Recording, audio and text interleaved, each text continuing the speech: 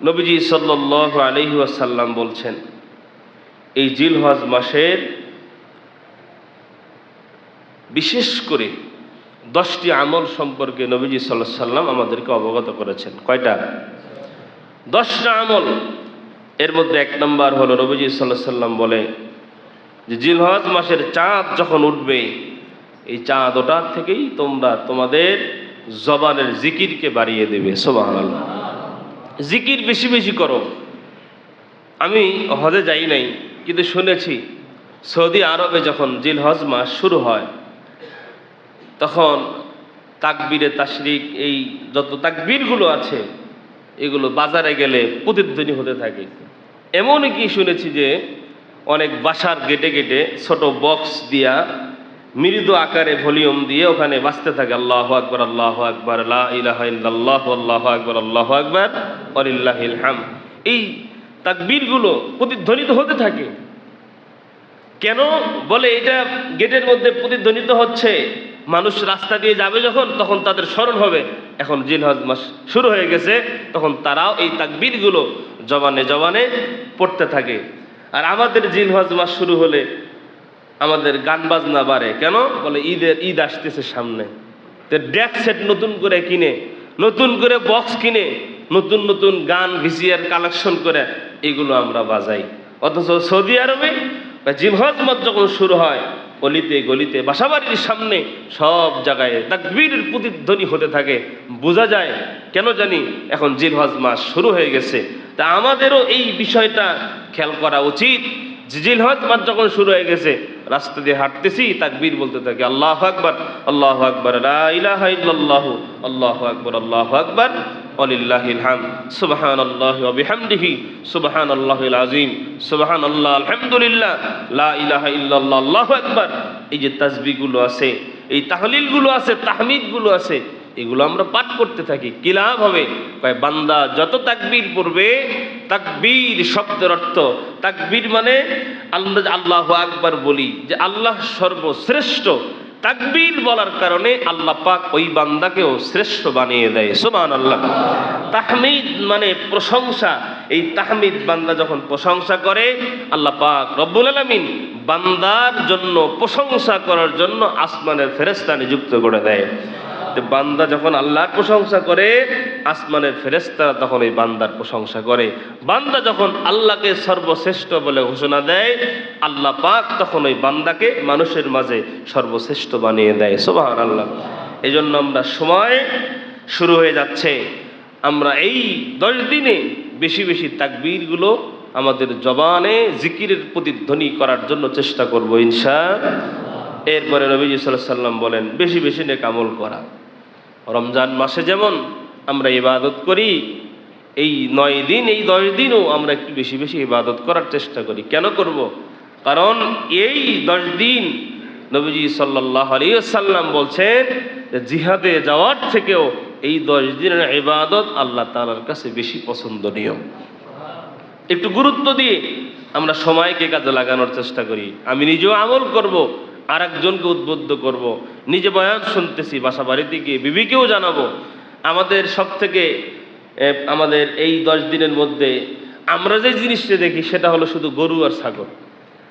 প্রত্যেক বাসায়, প্রত্যেক গ্যারেজে গরু ছাগল, এগুলো প্রতিধ্বনি আমাদের সব গরু ছাগল, মানে আর কিছু নাই। মানে আমাদের জিলহজ মাস আসছে মানে আমাদের গরু জবাই করতে হবে, আমাদের খাসি জবাই করতে হবে, আমাদের খাইতে হবে, মানে এই আর কোনো কিছু না। কিন্তু আসলে কি শুধু এই জিলহজ মাসের আমল গরু আর ছাগল? না, এই জিলহজ মাসের গুরুত্বপূর্ণ অনেকগুলো বিষয় আছে। এই ছোট ছোট বিষয়গুলো আল্লাহ তাআলার কাছে অধিক পছন্দনীয়। হ্যাঁ, যাদের উপরে কোরবানি ওয়াজিব তারা তো কোরবানি করতেই হবে, এটা তো তার আলাদা একটা ফজিলত তার তো রয়েছে। কিন্তু পাশাপাশি আরও যে ইবাদতগুলো আছে এগুলোর দিকেও আমাদের লক্ষ্য রাখা অবশ্যই দায়িত্ব এবং কর্তব্য। তো 2 নম্বর নবীজি সাল্লাল্লাহু আলাইহি ওয়াসাল্লাম বলেন যে এই জিলহজ মাস যখন শুরু হয়, বান্দা আমার উম্মত বেশি বেশি নেক আমল করা শুরু করো। কেন বলে নেক আমল এই সময় করলে, অন্য মাসে অন্য সময় করলে, তুমি একটা রোজা যদি নফল রোজা রাখো আর এই সময় যদি একটা নফল রোজা রাখো, একটা রোজার বদৌলতে আল্লাহ 1 বছর রোজা রাখার সব আমলনামায় দান করবে।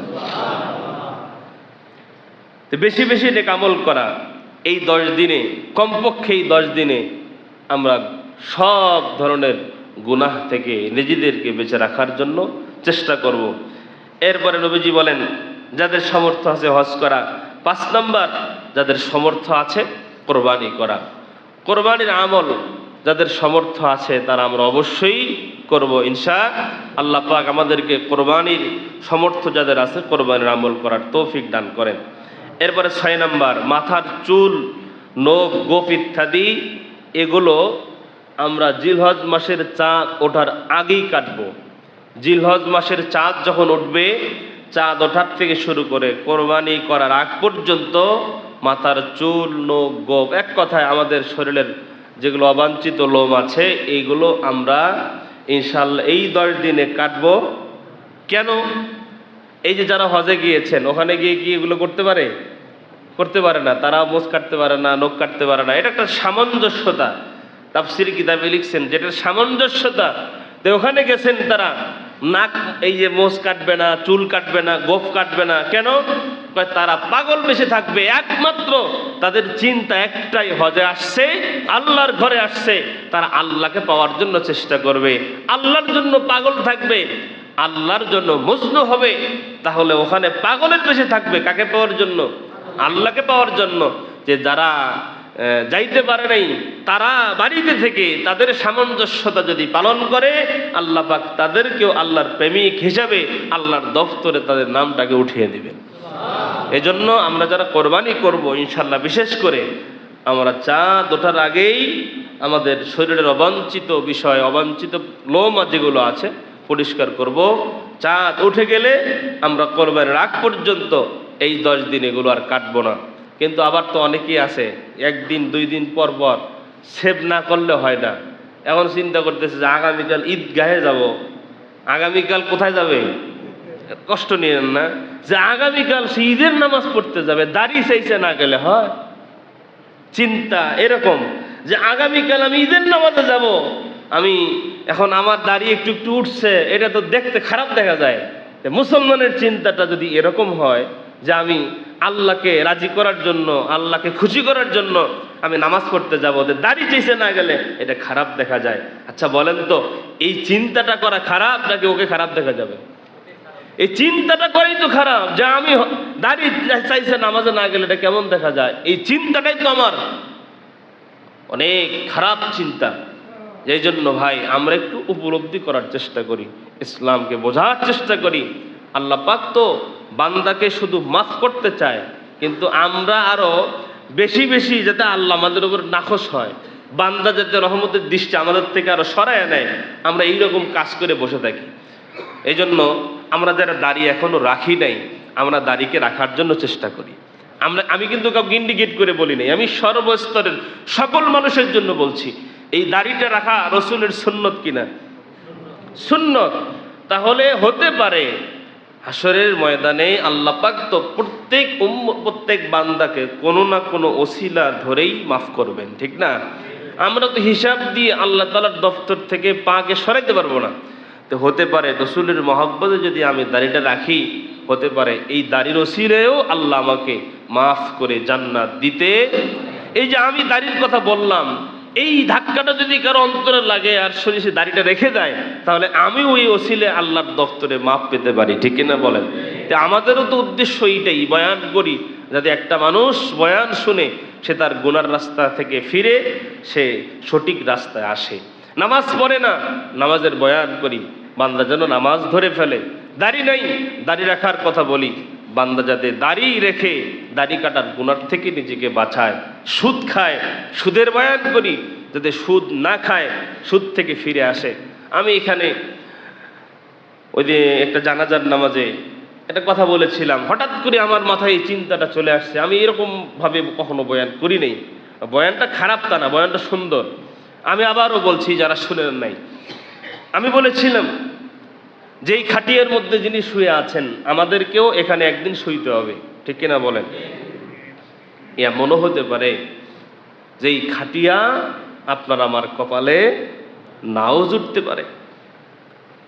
তাহলে আমাদের অবশ্যই ওই কবরে গেলে আমি কিভাবে শান্তিতে থাকতে পারবো?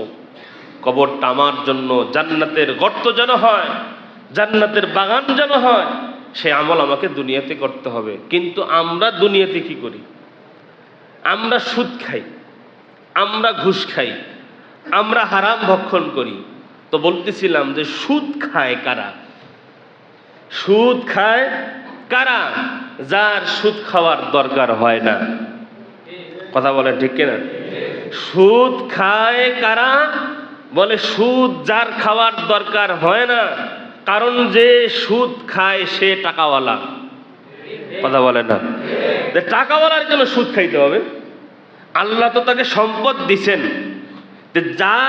তার যে সম্পদ আছে এই সম্পদ দিয়েই তো তার জিন্দিগি পার করতে পারে। তাহলে সম্পদওয়ালা সুদে টাকা লাগায়, এর মানে হলো যার সুদ খাওয়ার দরকার হয় না সেই সুদে টাকা লাগায়। ঠিক না বলেন? এটা উপলব্ধি করার মতো কথা। ঘুষ খায় কে? যার চাকরি আছে, যার কি আছে? কর্ম আছে, চাকরি আছে, উপার্জনের মাধ্যম আছে। আরে ভাই, আল্লাহ তো আপনাকে একটু উপার্জনের মাধ্যম দিছেন, আপনি চাকরি করেন, বেতন পান, আপনার তো ঘুষ খাওয়ার প্রয়োজন হয় না, কারণ মাসে মাসে তো বেতন ভুক্ত, আপনি চাকরি করছেন। কিন্তু যার চাকরি নাই সে ঘুষ খায় না, যার কর্ম আছে, যার চাকরি আছে, সে অফিসে বসে ঘুষ খায়। কথা বলেন ঠিক কিনা? আসলেই যার ঘুষ খাওয়ার দরকার নাই সেই ঘুষ খায়, আর যার বেকার সে ঘুষও খাইতে পারে না। যে গরিব সে সুদে টাকা লাগাইতেও পারে না। এই জন্য এই কথাতে আবারও বললাম যে উপলব্ধি করেন যে যার ঘুষ খাওয়ার দরকার নাই, প্রয়োজন নাই, সে ঘুষ খায়। যার সুদে টাকা লাগানোর দরকার নাই সে সুদে টাকা লাগায়। এটা একটু উপলব্ধি করি ভাই। আমরা তো কবরে যাইতে হবে, কবরে গেলে আমার কি হবে? ওই কবরে আমি আজকে সুদ খেয়ে, আমি হারাম খেয়ে, আমি আজকে হারাম টাকা ইনকাম করে ব্যাংক ব্যালেন্সে আমি অনেক টাকা রেখে যাচ্ছি। কেন? যে আমার সন্তানেরা ভালো হবে। আমি আগেও বলেছিলাম যে আপনি হারাম পথে টাকা উপার্জন করবেন, ওই টাকা দিয়ে সন্তানকে লেখাপড়া করায়া মানুষের মতো মানুষ করতে চাবেন, কসম আল্লাহ কোশ্চিন কালো হবে না। আপনি চিন্তা করবেন যে আমি আমার সন্তানকে বেশি বেশি টাকা ব্যাংকে রেখে গেলে আমার সন্তান সুখে থাকবে। না, এটা নয়। কারণ আপনি যদি সন্তানকে মানুষ করতে না পারেন, আপনার ব্যাংক ব্যালেন্স, ধন সম্পদ, জমি জমা, বাড়ি গাড়ি যা আছে একসময় সব কিছু সে ধ্বংস করবে। ঠিক কিনা বলেন? কিন্তু সন্তানকে যদি মানুষ বানাতে পারেন, যদি মানুষ বানায় যেতে পারেন, ব্যাংক ব্যালেন্স নাই, সম্পদ নাই, টাকা পয়সা নাই, কিন্তু এই মানুষের মতো মানুষ বানায় গেলে তার যতটুকু প্রয়োজন সে একদিন উপার্জন করে সেটা হাসিল করতে পারবে। কিন্তু মানুষ যদি বানায় না যায়, যত কিছুই দিয়ে যায়, সে কিছুই রাখতে পারবে না। গতকালকে না কবে যেন আমি একটা লেখা দেখলাম, এক মাকে জিজ্ঞাসা করছেন এক সাংবাদিক, বলছেন যে আপনার সব থেকে সুখে দুঃখে কাছের মানুষ কে? সে বলছে আমার হাজবেন্ড। সব থেকে আশা করেন কাকে নিয়ে বেশি? বলে সন্তানকে নিয়ে। সন্তানকে নিয়ে কি আশা করেন? উনি উত্তর দিয়েছেন যে সন্তান ডাক্তার হবে, এটা আশা করি না। ইঞ্জিনিয়ার হবে, এটা আশা করি না। আমি আশা করি আমার সন্তান যেন মানুষের মতো মানুষ হয়। আমি আশা করি আমার সন্তান যেন কি হয়? মানুষের মতো মানুষ হয়। আমাদের প্রত্যেকটা মা বাবার এই চিন্তা হওয়া উচিত যে আমার সন্তান ডাক্তার হবে, ব্যারিস্টার হবে, আমার সন্তান এমপি হবে, মন্ত্রী হবে না। আমার আশা থাকবে আমার সন্তান যেন কি হয়? মানুষ হয়, মানুষের মতো মানুষ হয়। এখন তো পৃথিবীতে দিন যত যাচ্ছে প্রকৃত মানুষের সংখ্যা কমে যাচ্ছে। দিন যত যাচ্ছে মানুষের মধ্যে হায়াওয়ান, জানোয়ারের বৈশিষ্ট্য মানুষের মধ্যে ঢুকে যাচ্ছে। এই যে আল্লাহ বলছেন উলাইকা কাল আনআম বাল হুম আদাল, সমাজের মধ্যে এমন কিছু মানুষ আছে চতুষ্পদ জন্তুর মতো। আর মানুষ তো চতুষ্পদ জন্তু নয়, চতুষ্পদ জন্তুর মতো বলছেন। কেন? বলে সে আসলেই দেখা যায় মানুষ, কিন্তু তার বৈশিষ্ট্য, চলাফেরা, আচার ব্যবহার, কথাবার্তা এগুলো অন্য জানোয়ারদের মতো। এবং শুধু এতটুকুই আল্লাহ বলে ক্ষান্ত হয়নি, আবার বলছেন উলাইকা কাল আনআম বাল হুম আদল। এটা বলার পরে আল্লাহ তাআলা বলেন যে শুধু যে চতুষ্পদ জন্তুর মতো তা নয়, বরঞ্চ চতুষ্পদ জন্তু থেকেও কিছু মানুষ আছে যারা নিকৃষ্ট, নাউজুবিল্লাহি মিন যালিক। তো ভাইয়ের আমার, এজন্য আসুন আমরা আল্লাহ তাআলার কাছে এমন কিছু আমল যাতে পেশ করতে পারি, আল্লাহ যাতে ওসিলা ধরে আমাকে মাফ করে দিয়ে আল্লাহ যেন আমাকে জান্নাত দান করেন, বলেন আমিন। তো আসেন, মাথার চুল, নখ, গোফ ইত্যাদি এগুলো আমরা কাটা থেকে বিরত থাকবো চাঁদ ওঠার পরে। এরপরে 7 নম্বর, বেশি বেশি তাকবীর তাহমিদ এগুলো আমরা পাঠ করবো ইনশাআল্লাহ। 8 নম্বরে আইয়ামে তাশরিক অর্থাৎ জিলহজ মাসের 9 তারিখ ফজর থেকে শুরু করে নামাজের পরে, প্রত্যেক নামাজের পরে যে তাকবীর শুরু হয় 13 তারিখ আসর পর্যন্ত, আল্লাহু আকবার, আল্লাহু আকবার, লা ইলাহা ইল্লাল্লাহু, আল্লাহু আকবার, আল্লাহু আকবার, ওয়ালিল্লাহিল হামদ। আমরা যারা মসজিদে জামাতের সাথে নামাজ পড়ি, আমরা উচ্চস্বরে একবার এই তাকবীর পাঠ করব। বাসা বাড়িতেও মায়েদেরকে বলে দেব, মায়েরাও যাতে মনে মনে এই তাকবীর নামাজের পরে পাঠ করে। এরপরে আরাফার দিনের যে রোজা আছে, আমরা এই রোজাটাকে রাখবো ইনশাআল্লাহ, বলি রাখবো তো ইনশাআল্লাহ। আল্লাহ পাক আমাদেরকে সেই তৌফিক দান করেন। ঈদের দিনের সুন্নত কিছু আছে, ঈদের দিনের কিছু আমল আছে, এগুলো ইনশাআল্লাহ আগামী জুম্মায় বলবো। এখন আমাদের যতটুকু বয়ান করলাম, এই বয়ানের মধ্যে আমাদের শিক্ষণীয় হলো যে এই চাঁদ ওঠার পরে আমরা একটু বেশি বেশি নফল ইবাদত করবো ইনশাআল্লাহ। 1 নম্বর, সময় পাইলেই জিকির আজকার করব। 2 নম্বর, নফল নামাজ আদায়ের চেষ্টা করব। 4 নম্বর, কোরআনুল কারীম তেলাওয়াত করার জন্য চেষ্টা করব। 5 নম্বর, আমাদের এই যে গোফ, আমাদের অবাঞ্ছিত লোমগুলো চাঁদ ওঠার পরে আমরা আর কাটবো না ইনশাআল্লাহ। 9 তারিখ থেকে আইয়ামে তাশরিক, এই তাকবীর বলা ফজরের নামাজ থেকে 9 তারিখ 13 তারিখ আসর পর্যন্ত এই তাকবীর আমরা নিজেরাও মসজিদে বলবো উচ্চস্বরে, বাসা বাড়িতে জানিয়ে দেব, তারা যেন মনে মনে এটা করে। আরাফার দিনের রোজা ইনশাআল্লাহ এই আমলগুলো আমরা করার জন্য চেষ্টা করব। আল্লাহ আমাদের তৌফিক দান করেন।